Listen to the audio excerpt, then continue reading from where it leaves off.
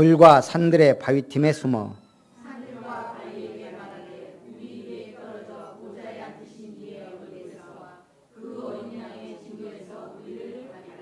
같이 봅니다. 그들의 진노의 큰 날이 이르렀으니 누가 능히 서리요 하더라. 아멘. 우리 옆에 분하고 인사합니다. 이기고 또 이깁시다. 전쟁은 수많은 전투를 통해 승패가 결정됩니다. 한 번 이겼다고 끝나는 게 아닙니다. 수많은 전투를 이기고 이겨야 전쟁에서 승리합니다. 오늘 우리는 하루하루 모든 문제, 사건, 상황 속에 지지 말고 이기고 또 이기시기를 주님의 이름으로 축원합니다. 오늘 재앙과 환난 중에 성도의 기도입니다. 지금 계시록은 말세를 만난 우리에게도 주시는 말씀입니다. 많은 재앙과 환난이 오는데 이때 우리는 어떻게 기도할 것이냐. 재앙과 환난의 특징은 죄가 연결되어 있다는 얘기입니다. 우리는 죄를 깨달아야 됩니다. 특별히 무슨 죄? 창세기 3장의 죄. 그 모든 죄가 우리를 타락시켰고 멸망시켰습니다. 그리고 우리의 죄를 사해 주시도록 우리를 핍박하는 자를 용서해 주시기를 기도해야 됩니다. 왜냐? 모르니까. 제가 이번 뉴스에 보니까 한글을 알면 세상의 모든 소리를 다 읽고 쓸 수 있다. 전 세계에서 가장 과학적이고 가장 많은 말을 기록할 수 있는데요. 한글은 모든 글자를 기록할 수 있습니다. 세계에서 가장 많은. 이 호주에서 나온 말인데 호주에 지금 67개 초, 중 학교에서 8,500명이 한국어를 배우고 있다 그래요. 전 세계가 지금 한글에 관심과 인기가 집중하고 있습니다. 왜요? 그만큼 대단한 능력을 가졌기 때문에. 한글을 알면 세상의 모든 소리를 다 읽고 쓸 수 있습니다. 그러면 복음을 알면 세상의 모든 문제를 다 알고 승리할 수 있습니다. 그러면 또 우리는 어떻게 기도해야 돼요? 환난 중에 지켜주시도록 이겨낼 힘을 주시도록 주님 재림시에 의의 면류관을 받게 되기를 기도해야 됩니다. 여러분 오늘 요한계시록 6장인지 다 아시죠? 다음 주에는 어디를 설교할까요? 갑자기 8장으로 넘어가요? 7장이죠. 오늘 계시록 6장을 설교 본문으로 잡은 건 다 아세요? 한 번이라도 읽어보고 오셨나요? 제가 그럴 줄 알았으면 손 들어보라고 할 건데 안 읽은 줄 알고 제가 이 설교를 하기 위해서 일단 제목을 잡으려면 한두 번 읽어봐야 돼요. 처음부터 끝까지. 그래서 거기에서 가장 은혜로운 절을 뽑아낸다는 얘기예요. 그리고 대지를 정하기 위해서 또 한두 번 더 읽어봐야 돼요. 1대지, 2대지. 서론과 결론을 다시 내다 하더라도. 그 다음에 내용 구절 구절을 집어넣기 위해서 또 읽습니다. 그 다음에 또 설교를 준비하면서 주석을 참고하기도 하고 인터넷에 이 절을 적기도 하면서 또 찾아봅니다. 최소 5번, 10번 이상을 읽고 묵상하고 조사하고 이 메시지가 나온다는 얘기예요. 그럼 말씀을 받는 우리는 인간적으로 우리 신앙을 떠나서 양심적으로라도 한 번은 읽고 와야 이게 지금 뭔가가 통한다는 얘기예요. 그렇지 않아도 가장 어려운 계시록이에요. 제가 몇 번 읽어도 나중에 한 대여섯 번 읽어야 이게 그 말이구나라는 걸 이해할 때가 있어요. 주석 찾아보고 인터넷 찾아보고 해서 이런 내용이 있을 수 있구나. 이런 뜻이 담겨 있을 수 있구나. 이걸 또 이렇게도 해석하는구나. 굉장히 다양한 해석과 관점이 있습니다. 특히 계시록 하면 신천지들이 너무 이상하게 많이 풀어놔가지고요. 그래서 우리가 설교 본문 꼭 한 번 이상 읽어보시고 묵상도 해보시고 오시면 감사하겠습니다. 첫 번째, 오늘 뭐가 나와요? 7인에 담긴 심판이 나옵니다. 7인의 재앙에 대한 예언입니다. 근데 이 중에 몇 번째 인이 나왔어요? 7인을 다 떼신 게 아니에요. 몇 번째까지? 그 일곱째 인은 어디 갔을까요? 예? 예, 8장에서 나옵니다. 일곱째 인을 떼면서 바로 일곱 나팔 재앙과 연결이 돼요. 그래서 오늘은 여섯째 인을 떼신 것까지 오늘 6장에서 나옵니다. 그 중에 흰 말이 나오고 그 탄자가 나오고, 붉은 말과 그 탄자, 검은 말과 그 탄자, 청황색 말과 그 탄자가 나옵니다. 그런데 이 네 말 중에 그 탄자의 이름이 기록된 건 딱 하나예요. 어떤 말? 어떤 말 탄자의 이름이 기록되어 있어요? 찾을 때까지. 예, 청황색 말을 탄자의 이름은 뭐라고요? 사망이다라고 마지막 청황색 말에만 이름이 나와 있어요. 자, 첫째 인을 떼시자 흰 말을 탄 자가 화를 가졌고 면류관을 받고 나아가서 이기고 또 이기려고 하더라. 제가 보니까 첫째 인을 떼시자 그 탄자가 나오는데 천사라고 볼 수 있겠죠. 이 천사는 흰 말을 탔어요. 순결을 상징해요. 면류관은 누가 받습니까? 의로운 자가 받습니다. 의의 면류관을 받고 나가서 이기고 또 이기려고 하더라. 뭐예요? 전쟁의 시작이자 전쟁 중이란 얘기예요. 지금 우리는 이미 전쟁 중입니다. 그리고 둘째 인을 떼십니다. 우리 일본과의 관계를 보면 일본하고 지금까지, 특히 또 중국하고 지금까지 전쟁이 아니었던 때가 없는 것 같아요. 거의 조금 평화 시기를 빼고는 계속 중국하고 고조선 때부터 일본과도 임진왜란을 전후해서 계속 지금까지 전쟁이 끝난 적이 없어요. 한 나라가 없어지기 전까지는. 사단과 우리와의 싸움이 그렇습니다. 계속 전쟁 중이란 얘기예요. 그러면서 둘째 인을 떼십니다. 붉은 말을 탄 자가 땅에서 화평을 제하고 서로 죽이게 하고 또 큰 칼을 받았더라. 붉은 말은 뭘 상징해요? 저는 피를 상징하는 것 같아요. 이제는 피 튀기는 전쟁이 진행 중이란 얘기예요. 서로 죽이게 하고 화평이 없고 큰 칼을 받았다. 셋째 인을 떼시자 검은 말을 탄 자가 손에 저울을 가졌고 한 데나리온의 밀 한 대요 한 데나리온의 보리 석 대로다. 또 감람류와 포도주는 해치지 말라 하더라. 이제 본격적인 심판이 시작되는데 그 탄자가 손에 저울을 가졌습니다. 저울은 뭐 하는 거예요? 재는 거예요.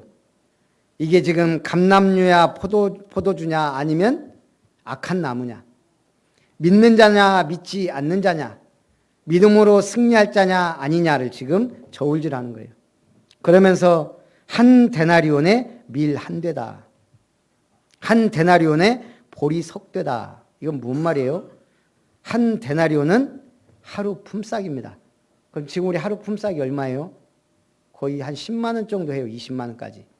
그러면 그걸로 겨우 밀 한 대를 산다. 그럼 어떻게 돼요? 식료품 값이 폭등했다는 얘기입니다. 전쟁이 막 하고 하니까. 지금 그렇죠. 지금 중국 돼지고기 대란이 일어났어요. 이 사람들이 뭐 다른 거에는 별로 눈 깜짝 안 하는데 돼지고기가 값이 오르니까 지금 난리예요. 돼지 뭐 콜레라인가 뭔가 뭐 그것 때문에. 그래서 중국 사람들은 돼지고기가 없으면 또 안 된다네요. 거기다가 또 지금 식료품 전쟁, 식품 전쟁이 이미 시작됐어요. 성경에서 말하는 일들이 계속 일어납니다. 그러면서 넷째 인을 떼십니다. 청황색 말을 탄 자의 이름은 사망이니 음부가 그 뒤를 따르더라. 완전 사망의 권세를 가진, 이건 천사라고 보기도 그렇고 아마 사단인 것 같아요. 그 뒤를 음부가 따라요. 온 인류를 사망으로 이끌어간다는 얘기예요. 그 뒤를 믿지 않는 자들이 음부인지 모르고 지금 따라간다 이 말입니다. 검과 흉년과 사망과 땅의 짐승들로서 죽이더라. 다섯째 인을 떼십니다. 이때 하나님의 말씀과 그들이 가진 증거로 말미암아 죽임을 당한 영혼들이 제단 아래에서 순교자들이 하나님 앞에 탄원합니다. 거룩하고 참되신 대주제여 땅에 거하는 자들을 심판하여 우리 피를 갚아주지 아니하시기를 어느 때까지 하시려 하나이까. 순교자들이 우리를 이렇게 죽인 자들 심판하지 아니하십니까 말합니다. 그때 각각 그들에게 흰 두루마기를 주시며 이르시되 아직 잠시 동안 쉬되 그들의 종모 동들과 형제들도 자기처럼 죽임을 당하여 그 수가 차기까지 하라 하시더라. 하나님이 예정된 순교자의 수가 있다는 얘기예요. 하나님이 예비하신 천국에 들어갈 자의 수가 예정되어 있습니다. 오늘 우리는 참 감사해야 돼요. 어떤 은혜로 우리는 이미 천국 문턱을 넘었습니다. 오직 우리의 시민권은 어디에 있다? 하늘에 있는지라. 더 이건 감사해야 될지는 모르지만 지금은 순교하는 시대는 잠시 아니란 얘기예요.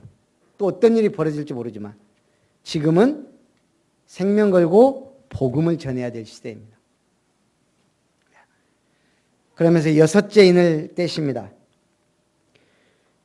여섯째 인을 떼실 때 큰 지진이 나며 해가 검은 털로 짠 상복같이 검어지고 달은 온통 피같이 되며 하늘의 별들이 무화과 나무가 대풍에 흔들려 설익은 열매가 떨어지는 것 같이 땅에 떨어지며 하늘은 두루마기가 말리는 것 같이 떠나가고 각 산과 섬이 제자리에서 옮겨지며 땅의 임금들과 왕족들과 쭉 사람들이 굴과 산들의 바위 틈에 숨어 산들과 바위에게 말하되 우리 위에 떨어져 보좌에 앉으신 이의 얼굴에서와 그 어린 양의 진노에서 우리를 가리라. 그들의 진노에 큰 날이 이르렀으니 누가 등이 서리요 하더라. 지금 요한계시록 6장을 읽으면서 다른 성경 어디가 생각나세요? 이와 비슷한 성경이 공관복음 중에 기록이 돼 있어요. 마태복음 몇 장이에요? 예? 아유, 맨날 찍으시는 분이 안 계시니까 찍는 분이 없네. 마태복음 24장 말세에 일어날 일을 쭉 얘기합니다. 너무 비슷하게 기록되어 있어요. 제가 간단하게만 얘기하면 제자들이 물어봅니다. 세상 끝에 무슨 징조가 있습니까? 그때 예수님이 말씀하십니다.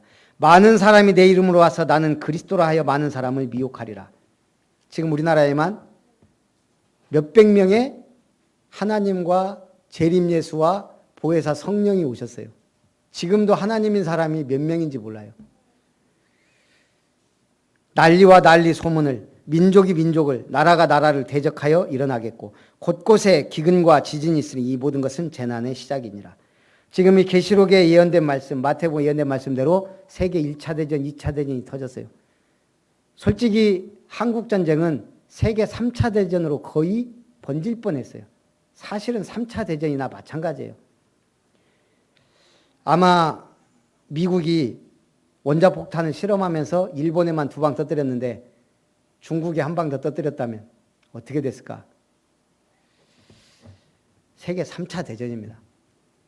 이런 일들이 일어나면서 사람들이 환란에 넘겨질 거며 많은 사람들이 실족하고 거짓 선지자가 많이 일어나고 불법이 성하고 그러나 끝까지 견딘 자는 구원을 얻으리라. 그러면서 우리에게 영원한 언약 마태복음 24장 14절 말씀을 주셨습니다. 이 천국 복음이 모든 민족에게 증언되기 위하여 온 세상에 전파되리니 그제야 끝이 오리라. 그러면서 쭉 마지막 때 일어날 일들이 일어나면서 29절부터 그날 환란 후에 즉시 해가 어두워지며 달이 빛을 내지 아니하며 별들이 하늘에서 떨어지며 하늘의 권능들이 흔들리리라. 그때 인자의 징조가 하늘에서 보이겠고 땅의 모든 족속이 통곡하며 그들이 인자가 구름을 타고 능력과 큰 영광으로 오는 것을 보리라. 그가 큰 나팔 소리와 함께 천사들을 보내리니 그들이 그의 택하신 자들을 하늘 이 끝에서 저 끝까지 사방에서 모으리라. 얼마나 이 계시록 예언하고 비슷해요. 이런 일들이 반드시 일어날 것을 말씀하셨고 지금 현재 진행 중입니다. 그런데 우리는 자꾸 뭘 기도해요? 복 달라고 기도합니다. 문제 해결해 달라고 기도합니다. 하나님이 광야길 가는 동안 음식을 주셨죠. 뭘 주셨죠? 예, 만나와 메추라기예요. 근데 만나와 메추라기는 근본적인 차이가 있어요. 솔직히 만나는 하늘에서 내린 양식이에요. 한마디로 복이에요. 메추라기는 뭐예요? 우리는 메추라기를 축복으로 알고 있지만 사실은 다른 의미가 있습니다. 이 광야 생활은 뭐예요? 훈련과 인내와 기다림의 시간이에요. 하나님의 역사를 체험하며 기다림에 가야 되는데 이스라엘 백성들이 가다 보니까 만나만 먹다 보니까 자꾸 불평과 원망, 불신앙이 생기는 거예요. 이제 하나님의 능력이 이것밖에 안 되냐?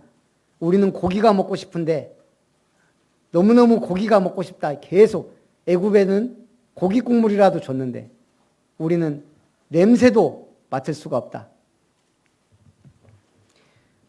주신 만나에 만족하지 못하고 이 인간적 욕구를 충족하기 위해 메추라기를, 고기를 원한 겁니다. 그래서 하나님이 바람을 불어 메추라기를 불어다가 먹게 한 겁니다. 한마디로 메추라기는 복이 아니고 우리의 욕망을 채우기 위해 하나님이 잠시 주신 것뿐이라는 얘기예요. 그래서 진짜 복은 뭐라고요? 만나입니다. 만나는 천국의 식탁을 상징합니다. 하나님이 주신 것으로 만족하고 감사하시기 바랍니다. 자꾸 메추라기를 찾으면 어떻게 돼요? 메추라기 먹다가 이 사이에 씹히기 전에 또 하나님의 재앙이 임합니다. 그래서 참 평안은 언제 와요? 여러분 평안하십니까? 그럴 때도 있고 안 그럴 때도 있고 그죠? 우리 안에 그리스도의 생명이 없다면 진정한 평안은 없습니다. 우리 안에 그리스도의 진정한 생명이 있다면 참 평안해야 돼요? 안 해야 돼요? 평안할 수밖에 없는 거예요. 참 평안은 믿음으로 의롭게 된 결과입니다. 내가 지금 죄가 문제가 안 됐는데 평안하다? 이번에 기적 같은 일이 일어났죠. 화성 연쇄살인범이 교도소에 있다가 지금 용의자가 나타났어요. 드러났어요. DNA 결과. 처제를 잔인하게 죽인 사람인데 이 사람이 지금 용의자가 살인의 추억이다 막 영화 얼마나 많이 만들어서 이 사람을 찾으려고 했고요. 수많은 우리나라 역대 최대 경찰이 동원되고 몽타주도 만들고 목격자도 있었고 그런데도 못 찾았어요. 근데 알고 보니까 처제를 비참하게 잔인하게 죽이고 교도소에 수감돼 갖고 무기징역 받고 있는 거예요. 근데 기가 막힌 건 이 사람이 모범수예요. 왜 못 잡았냐? 혈액형만 믿고 있다가 DNA 그때는 없었으니까요. 9번인가에 걸쳐서 비참하게 죽이고요. 자기 처제까지 죽인 사람인데 그 사람이 감옥에서 모범수인데 평안했을까요? 얼마나 이 모범수가 돼 자유세계로 다시 나오고 싶었으면. 참 평안은 믿음으로 의롭게 된 결과입니다. 그리스도의 생명으로 인해 주신 축복입니다. 보좌에 앉으신 주님에 대한 확신이 있을 때 평안하고 담대하게 승리할 수 있습니다. 그래서 두 번째, 이기고 또 이기려고 하더라.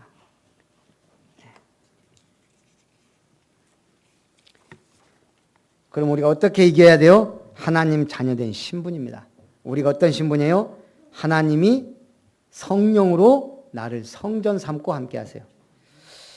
하나님이 말씀을 주시고 그 말씀을 따라 성령으로 인도하세요.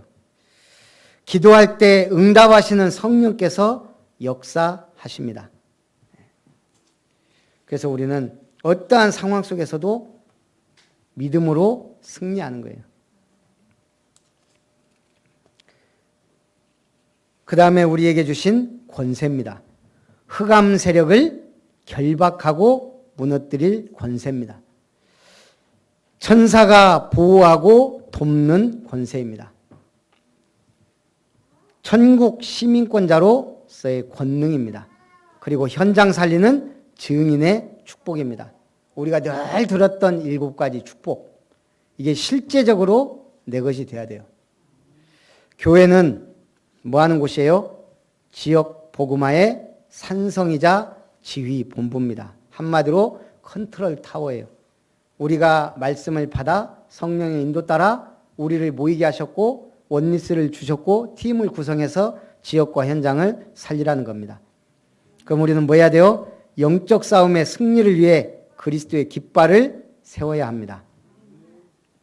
제가 어떤 영상을 보니까 세계 최강의 전투민족 탑 7, 세계 최강의 전투민족, 이걸 볼까 말까 몇 번 그냥 넘기다가 한 번 봤어요. 세계 최강의 전투민족에 우리 한국인이 들어갈까? 7 민족 중에. 저는 아니라고, 길 수도 있고 아닐 수도 있고 했는데, 우리나라가 이분의 한국 사람이 만든 영상이에요. 몇 위에 랭크 됐을까요? 예? 찍는 사람이 없으니까 아무도 말을 안 하네. 7번째가 이분은 자기 주관에, 제가 왜 이걸 설교해서 말하겠어요? 이분 내용을 들어보니까 아 그래 일리가 있다, 타당하다. 7번째가 게르만족, 지금의 독일. 로마 제국이요 세계를 호령할 때 이 게르만족이 자꾸 깔딱거리는 거예요. 기가 막혀서 군대를 보냈는데 대장이 죽고 패퇴한 거예요. 그래서 다시 제국 전체에서 10만 명을 보냈는데 무려 8만 명이 도륙당하고 가장 로마 제국 치욕적인 패배를 안겨준 게 게르만족입니다. 결국은 로마가 무너진 것도 게르만족의 대이동. 20세기에는 1, 2차 세계대전에서 엄청난 전투력을 보여주었던 게르만족이 7위. 그럼 이거보다 대단한 6위는 또 어딜까요? 슬라브족. 슬라브족은 어디예요? 지금의 러시아 동유럽권. 이 러시아는 또 대단한 역사를 갖고 있습니다. 강력한 정복자들을 파멸시킨 나라예요. 나폴레옹의 군대가 그랬고 바이킹족이 그랬고 제2차 세계대전 히틀러도 건드렸다가 폭삭 망한 게 러시아입니다. 지금도 세계 체조나마 운동에서 세계적으로 유명하죠. 그 다음 5번째가 여진족, 우리가 말하는 말갈족. 간도와 연해주 일대에서 고구려와 발해의 지배하에 있었지만 전성기를 누리던 고려와의 싸움에서 치열한 전투에서 무승부. 거란족을 정벌하고 금나라를 세워 17세기 청나라를 세우고 중국을 통일한 여진족이 5번. 4번째는 몽고족. 여진족을 짓밟고 세계 역사상 가장 광활한 영토를 정복한 몽고족이 왜 4위냐? 그 당시 징기스칸, 수구타이 등 명장들이 1000년에 한 번 날까 말까 명장들이 한 시대에 태어났다는 거예요. 몽고족이. 그래서 4위. 그 다음 3위가 대망의 한민족. 이분이 하기를. 적은 인구와 열세에도 불구하고 가장 강력한 전투민족으로서의 면모를 보여줬습니다. 인구수 대비 가장 강력한 민족. 고구려군 3만 명대 수나라군 30만 5천 명 중 수나라 30만 명 이상을 사망하게 만든, 또 수십만에서 100만 명 대부분을 패퇴시켰습니다.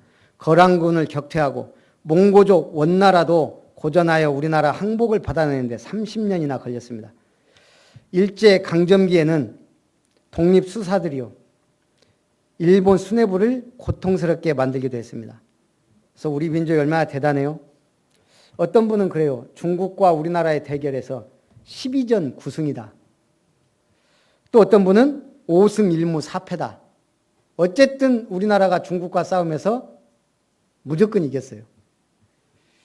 한나라와 고조선은 한나라 승, 위나라와 고구려는 고구려 승, 수나라와 고구려는 고구려 승, 수나라하고는 4전 전승, 당나라와의 싸움에서는 당나라가 승, 당나라와 신라는 통일신라 승, 거란과 고려는 고려 승, 송나라와 고려는 고려 승, 금나라와 고려는 금나라 승, 청나라와 조선은 청나라 승. 6.25 전쟁 때 중공군과 한국은 무승부. 그래서 이렇게 했는데 어쨌든 저 어마어마한 중국을 맞서 우리나라가 지금도 딱 한 번 일본에게 완전 식민지배 받은 외에는 저는 우리나라가 이렇게 존재하고 있다는 것만 해도 기적이라고 생각해요. 우리나라보다 더 대단한 동남아시아의 비해 쪽, 베트남. 순박한 민족성을 가지고 있지만 건드리면 집요하게 끝까지 격파, 역사적으로 당나라, 송나라, 원나라, 명나라, 청나라 등 대군을 몰고 쳐들어올 때마다 격파했습니다. 특히 몽골에게는 대승을 거뒀습니다. 최근 현대사에서도요. 게릴라전으로 프랑스군의 승리, 총 7만 명이 프랑스군을 전사시키고요. 세계 1위 군사력을 가진 미국과 동맹국에게도 승리했습니다. 10만 명 이상의 연합군을 맞아 게릴라전으로 여자와 노인들까지 맞서 싸웠어요. 결국은 미국이 물러갔잖아요. 그렇게 싸움 잘하는 우리 한국도 결국은 물러났어요. 그 다음 마지막이 1위가 뉴질랜드 원주민 마오리족. 이분들은 전투력 측정 자체가 불가능하대요. 왜냐? 몽둥이와 도끼를 가지고 총과 포탄을 앞세운 네덜란드군, 대영 제국의 정규군 다 박살냈어요. 지금도 마오리족은 뉴질랜드에서 특별한 대접을 받고 있다 그럽니다. 대학에 갈 때, 취직할 때 그만큼 인정을 받는다 이거죠. 지금 몸싸움하는 럭비 종목에서 세계 1위라 그럽니다.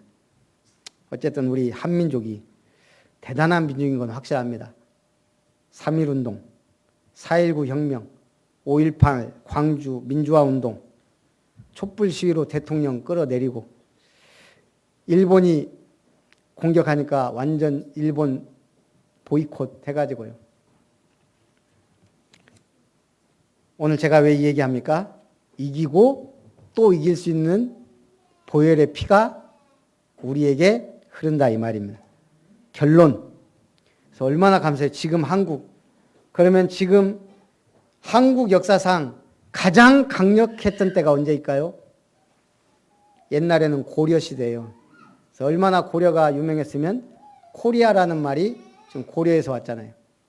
그런데 그때하고 비교할 수 없는 지금 강대국으로 대한민국이 지금까지 전 세계 역사에서 대한민국이 이렇게 흥한 적이 없다는 거예요.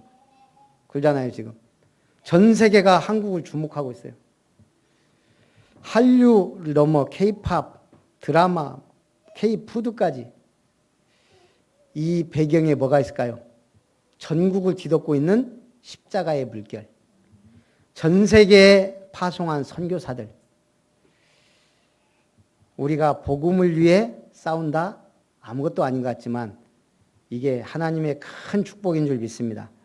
그래서 결론은 그 수가 차기까지 하라. 그 수가 영적 싸움에 승리하려면 준비된 모습으로 살아야 합니다. 준비된 모습이 뭐예요? 평상시 믿음의 말과 행동입니다. 우리 평상시 믿음의 말과 행동하려면 말씀 잘 들어야 되고 성경 말씀 잘 읽어야 되고 그렇죠? 그런데 자꾸 화석화돼 가는 것 같아요. 뭐가요? 일단 성경이. 제가 이번에 어떤 집사님 집에 갔는데 누구라고 말하긴 그렇고 우리 교회는 아니에요. 제가 이제 메시지를 준비해야 되니까 성경을 차에다 놨거든요.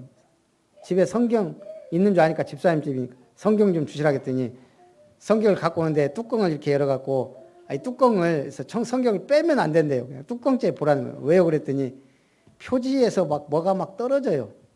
이게 많이 봐서가 아니고 그 재질이 좀 그런 것 같아요.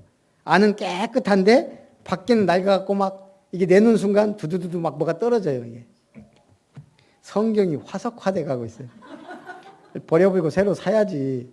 안 보고 안 간다는 얘기예요. 지금 교회도 안 가고 성경책이 그냥 화석화돼 있어요. 구원의 길이 화석화되고 있어요. 아는 사람은 많은데 현장에서요 실질적으로 전하지 않으면 구원의 길 화석화돼 가요.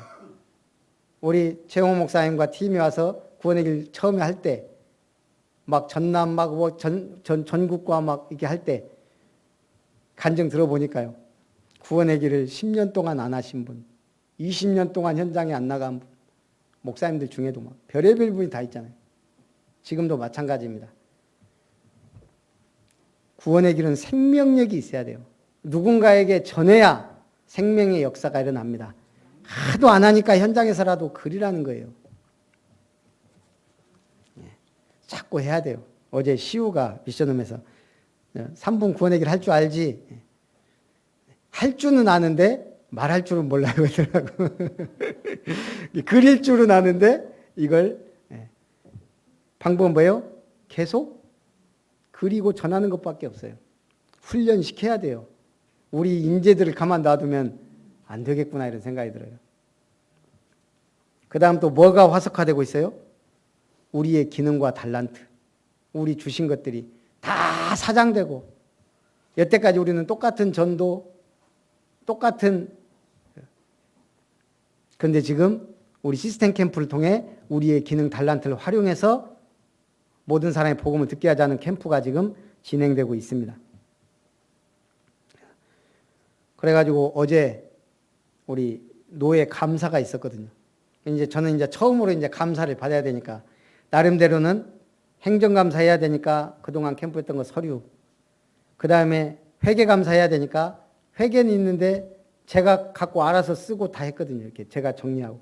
그래서 이제 그 회계감사 뭐예요 이거 서류 갖고 어제 오후 2시에 해가지고 랩데이 끝나고 2시간을 기다렸다가 감사받으러 갔더니 저만 해온 거예요. 노예도 오긴 왔는데 나중에 이제 이렇게 왔고 시찰회 3군데 시찰회 그 다음에 핵심위원회 랩넌트데이 팀들 제법 많더라고요. 우리는 캠프위원회 저만 탁 준비해갖고 그래갖고 우리 지도 목사님들이 이건 교육 차원에서 안 되겠다. 앞으로. 그래가지고 1시간 동안 그거 얘기하고 다음 주에 또 하기로. 또 그래도 그게 맞다고 생각해요. 처음엔 제가 아니 저는 왔으니까 빨리 해주시라고 좀 더 준비해갖고 가라고 아마 그러신 것 같아요. 그러니까 마찬가지로 뭐가 대충 설렁설렁 하면은 넘어는 갑니다. 그런데 중요한 걸 배우지를 못해요. 하나님이 꼭 제 앞에 총무들은 제가 보니까 설렁설렁 넘어갔거든요. 희한하게 꼭 저 때 딱 제동이 걸려요 또. 잘하라고. 근데 저는 오히려 감사하더라고요. 아 이때 좀 확실하게 배우자. 그래서 은혜 사모하고 예배자의 모습으로 살아야 됩니다. 맡은 바 직무와 책임을 다하며 전도자의 모습으로 살아야 됩니다. 승리하시기를 주님의 이름으로 축원합니다. 살아계신 하나님 감사드립니다. 오늘도 우리를 주의 전에 불러주시고 예배할 수 있도록 은혜 주신 것을 감사합니다. 이기고 또 이기는 축복의 주간이 되게 하옵소서. 주 예수님의 이름으로 기도합니다. 아멘.